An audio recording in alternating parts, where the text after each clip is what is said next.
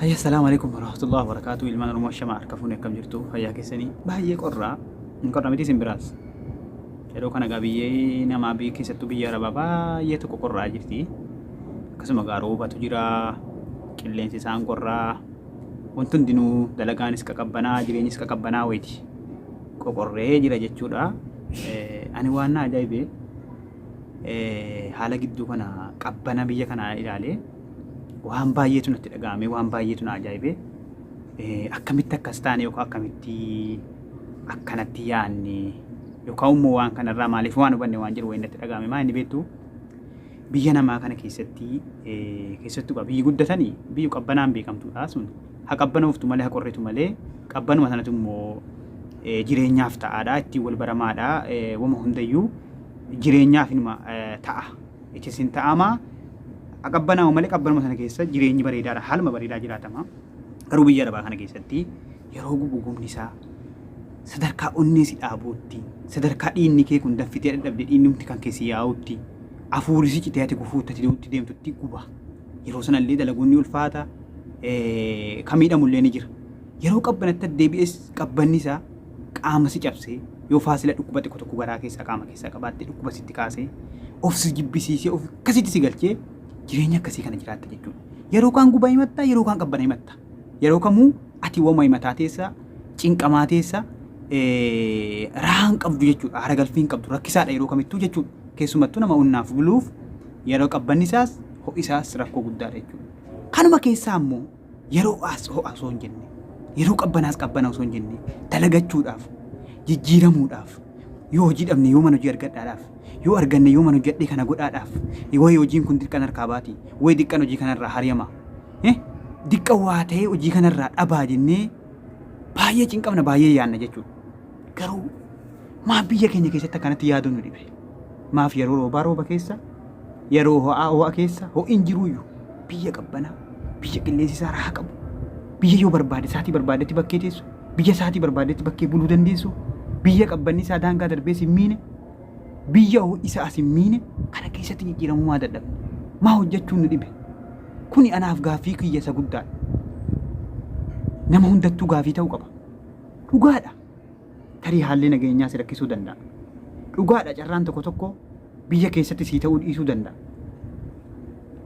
Naannoo jirtu keessatti baatii jirtu wajjin wanti hundi sii deemuu dhiisuu danda'a. Tarii yeroo tokkoof yeroo biyya keessa jirutti biyya namaa kana keessa yoo dhannee haaluma gaariitti argannasii, haaluma gaariitti jijjiiramuu dandeenyasii, kabajamnee jiraanna jenne malee kabajnee jiraanyaatti hin beeknu.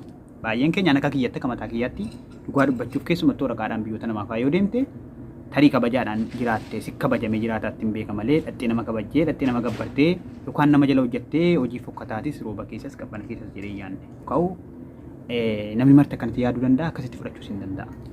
Eega deemnee argine yoo eega deemnee akkatti namaa gadi taanee akkatti rooba keessa rooba mataa keessa yaafataa, qabbana keessa qabbanni sunni qaama nu cabsuu, osoo inni nutti qorruu, osoo inni nu dhukkubsuu, ho'is akkas osoo inni bishaan nurraa yaasu, kophee keessa yeroo garii bishaan nama guutaa akkasitti dalaganii akkasitti yeroo argamu arginu, maaliif isa sana boodaatti biyya keenya keessatti akka hojjennuu fi akka sabbarree teenyu ofii namansiifne. Ofumansiisuu jechuun afaaniin namni martuun hojjenna gaafa galle akkas taana jedha, yeroo muraasa booda inni ammas naannee asumatti deebi'a jechuudha. Kanatu anaaf gaafii ta'e kanarratti rakkina himuun qofti bu'aan qabu yoo furmaatan kaa'in. Namni keenya yeroo ammaa hundi namaatu rakkina himuu hin danda'a. Tolchee miidhagsee inni kaan walaloo, inni kaan nashiidaan, inni kaan haasaan, inni kaan geerarsaan ni dhiyeessa. Inni wallisuu walleedha. Walaakin furmaata kaa'uun baay'ee ulfaata. Namni furmaataaf yeroo ammaa hojjetu xiqqoodha jechuudha.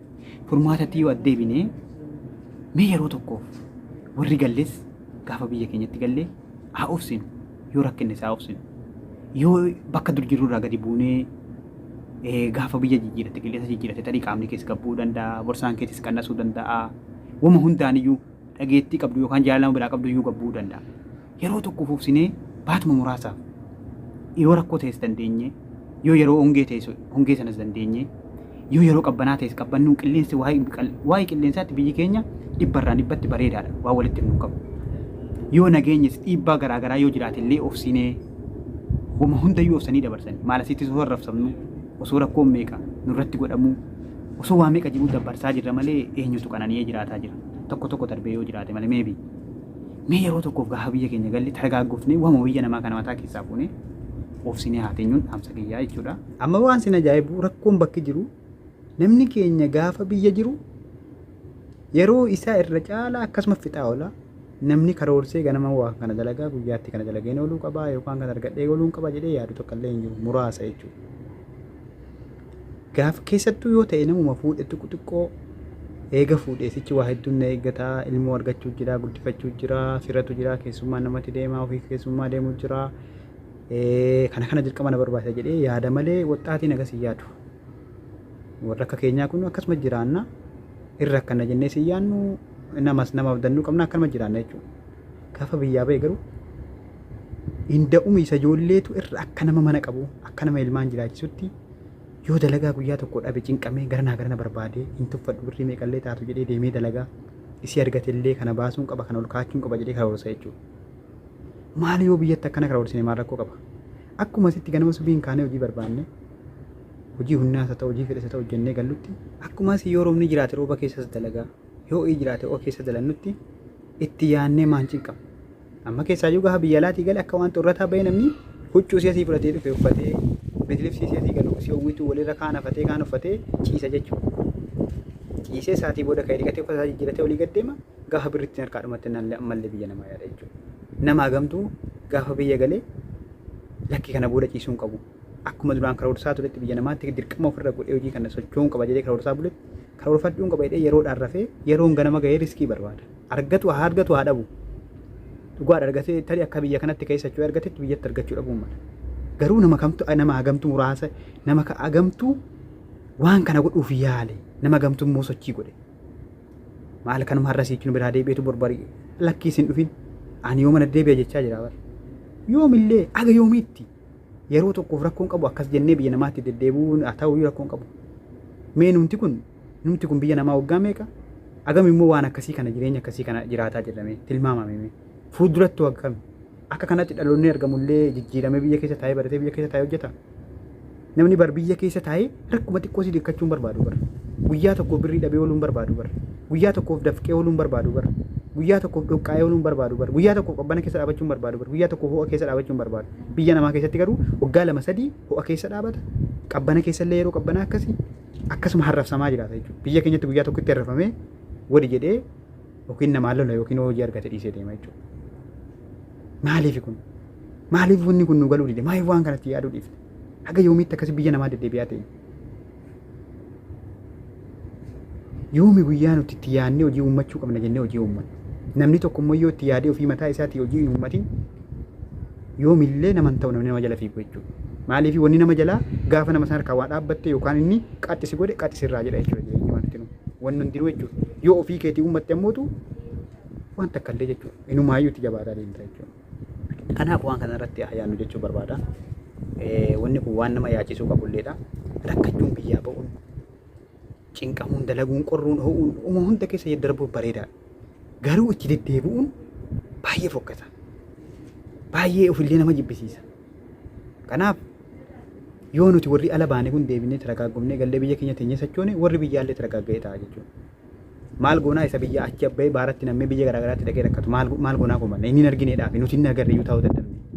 Kanaaf shamara ta'ee dhiira ta'e mee biyya gallee teenya jedhaa sammuma keessanitti himaa ofumaa ofitti sana booda namatti himuu namni galeen biyya taa'aa jedhu muraasa galeen biyya biraa deema lakki biyyicha galee taa'uun hin danda'amu. Kana mataa ofitti mee ofillee amansiisee bakka guutummaan guutuutti Itoophiyaa keessa taa'uun hin danda'amu akka jedhee of amansiisuu wayiitti murteeffatee jiran jechuudha. Haga yoomitti garuu akki nuti jiru utuu biyya namaa taatee biyyi namaa kun biyya waraqaa wayii sii kennitee lammii sana taatee jiraachuu dandeessu ta'e okey biyya sanaan fedhu Itoophiyaan fedhachuu dandeessu. Walaakin ta'uu hin dandeessu biyyi namaa namuma jala haguma humna qabdutti malee guyyaa tokkoof gadi si buusan jechuudha. Isa kanaafuu mee biyya keessa haala jiraannuuf haala mijeeffannu walirraa agorsinu ofumallee of agorsinu jechuun barbaada waan na yaachise irraa dubbadde mee isinis itti yaada dogongora jiru dhiigamu. Nama dubbiin galuuf rabbiin waa taasisu jaraamni diini waa hunda taasisu rakkoo muumintootaa kan jara yaachisu nama diine kanaaf fidaa of taasisu rabbiin waa taasisu jannatatti yaale ala kitaabillaahi sunnatu rasuuli.